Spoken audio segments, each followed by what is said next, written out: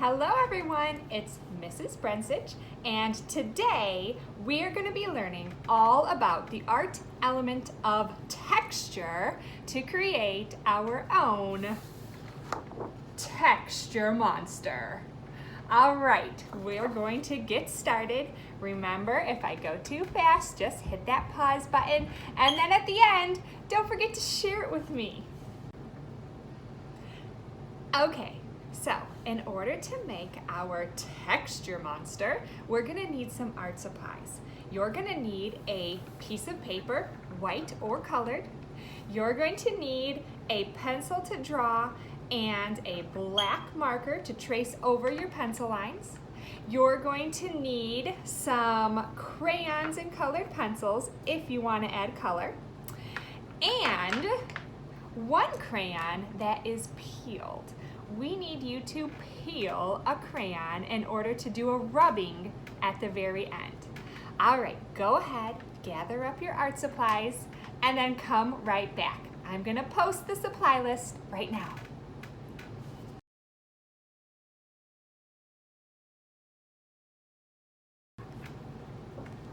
All right, now, in order to make our texture monster, we need to know all about texture.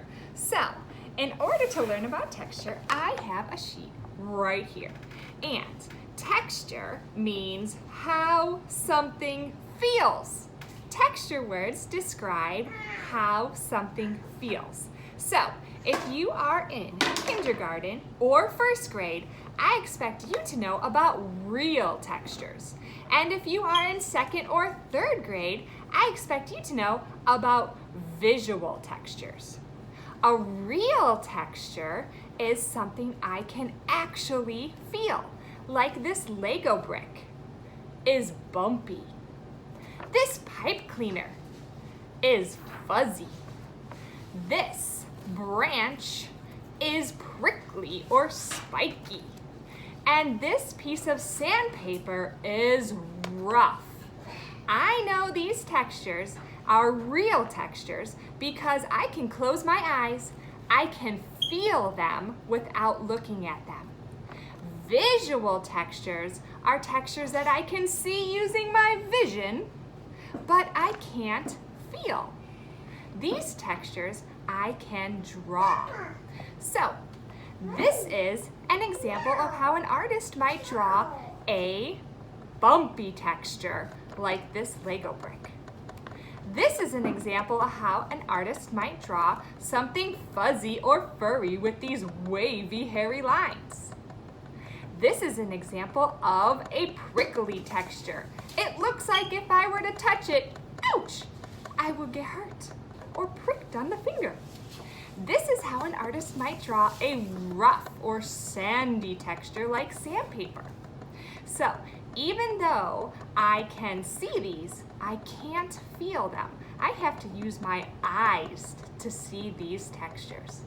All right, boys and girls, now that we know all about real textures and visual textures, we can get started with our texture monster.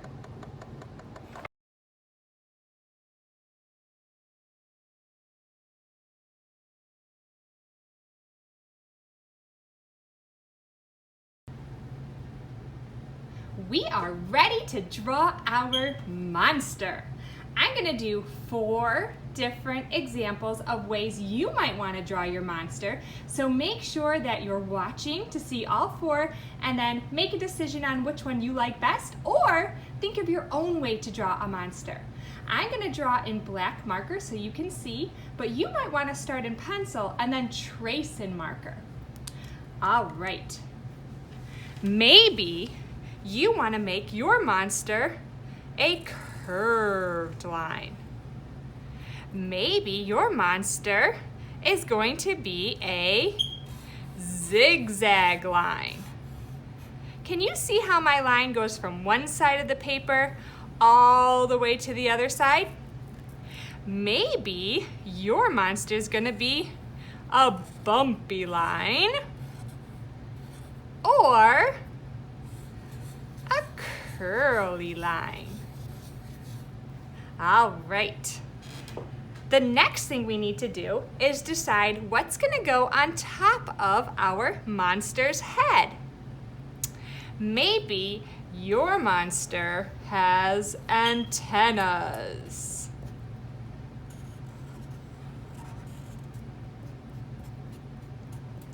Maybe your monster has horns.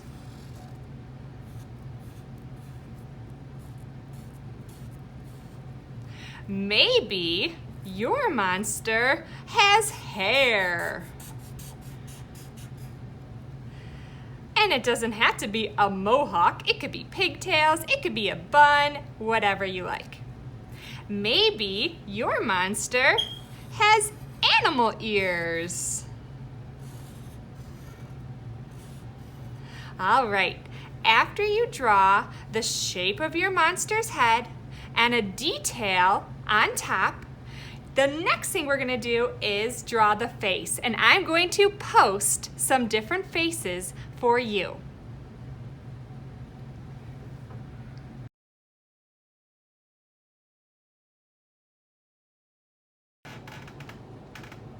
Now that we have our monster drawn, you can go ahead and color in just the details, like the background, whatever is on top of the head, and any details in the eyes, nose, or mouth that you think should add color.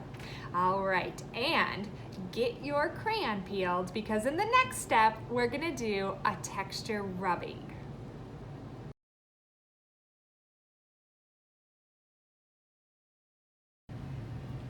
The next step is to find a real texture, an interesting texture to make a rubbing on. To make the texture on this guy here, I took him outside, laid him on the concrete, and rubbed my crayon on top, and I got this really cool texture.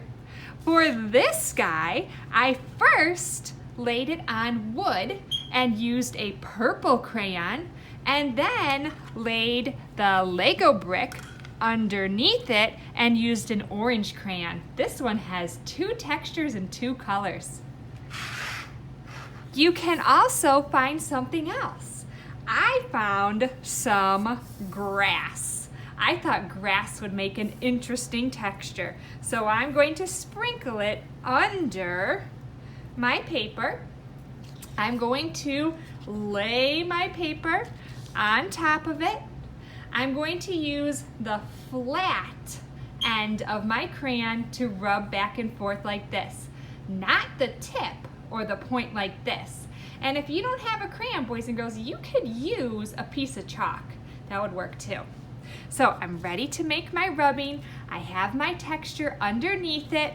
I have my crayon peeled. I'm pressing hard with this hand to hold my paper in place so it doesn't move, and I'm rubbing with this hand, and I'm using my muscles. I'm pressing hard. All right, let's see what kind of texture the grass makes. Ooh, this is reminding me of a hairy texture. This monster must be very hairy, because the pieces of grass underneath it. Look at that texture, made by putting grass under. All right, it's your turn. Find something interesting, put it under your paper, and rub on top to give your monster an interesting texture on their body. Okay, everyone, I hope you had fun learning all about texture today and making your very own texture monster. I can't wait to see what yours looks like, so don't forget to share it with me. And don't forget to like and follow my YouTube channel so that you can watch more fun art lessons with me.